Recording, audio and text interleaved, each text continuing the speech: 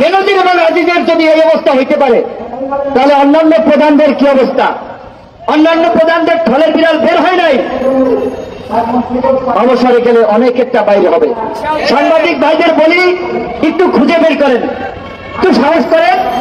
এই ঢাকা রেঞ্জের, ঢাকার মধ্যে 3 জন ভিআইপি পাবেন যাদের অলরেডি এক একজনের সম্পত্তির পরিমাণ 100 কোটি টাকার উপরে।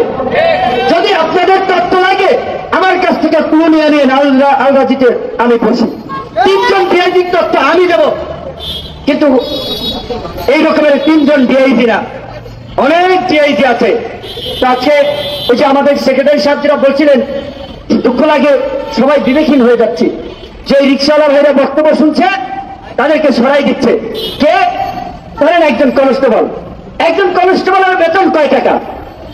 বলা চলে রিক্সাওয়ালা ভাইয়ের চেয়ে তার ইনকাম কম, সত্য মানতে হবে। রিক্সাওয়ালা ভাই যদি গায়ে খাটে 500 টাকা ইনকাম করতে পারে, তাহলে 1020 টাকা মাসে থাকে। একজন পুলিশের কনস্টেবলের শুরুর দিকে যারা ঢোকে তাদের বেতনও কিন্তু 20,000 টাকা না। এখন ঘুষ না খাইলে বলেন, এই যে পুলিশ আইন শৃঙ্খলা বাহিনী, তিনি একজন পুলিশ সদস্য, তার মর্যাদারা আছে এই সমাজে কোথায়? একজন কনস্টেবল এই ঢাকা শহরে বাসা ভাড়া দিয়া বউ বাচ্চা নিয়ে থাকার মতো কোন অবস্থা আছে? ভিআইপিরা তো মালপানি কামাইতেছে 100 কোটি টাকা, বেনজির কামাইছে 1000 কোটি টাকা। আর ওই যে কনস্টেবল, এসআই তারা কিন্তু বউ বাচ্চা নিয়ে ঢাকায় থাকতে পারে না। নিশ্চয়ই সব পুলিশ খারাপ না।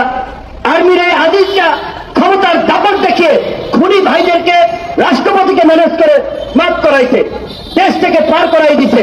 তারা ব্যবসায়ী, তারা জনপ্রতিনিধি হয়ে গেছে অনেকে। কিন্তু অনেক যারা সব অফিসার আছে তারা খুব কষ্টে জীবনযাপন করছে। নিশ্চয়ই সব জায়গায় ভালো মন্দ আছে।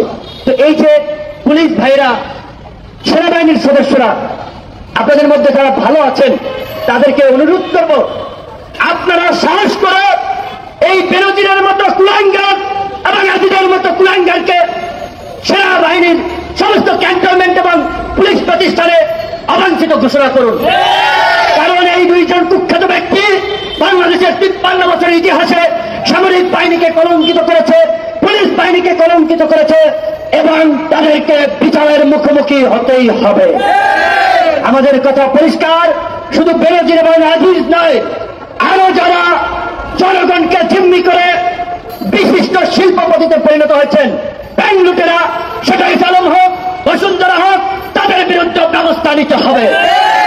এই লুটেরাদের বিরুদ্ধে সরকার যদি ব্যবস্থা না নেওয়া হয়, শেখ হাসিনাকে আমরা বলতে চাই, যারা ইমামরা যেভাবে গণ আদালত বসিয়ে যুদ্ধাপরাধীদের বিচারের দাবিতে গর্জে উঠেছিল, আমরা আজকে জনগণকে নিয়ে গণ আদালত গঠন করে দুর্নীতিবাজদের বিচার করব, দুর্নীতিবাজদের সম্পদ জনগণের মাঝে বিলিয়ে দেব।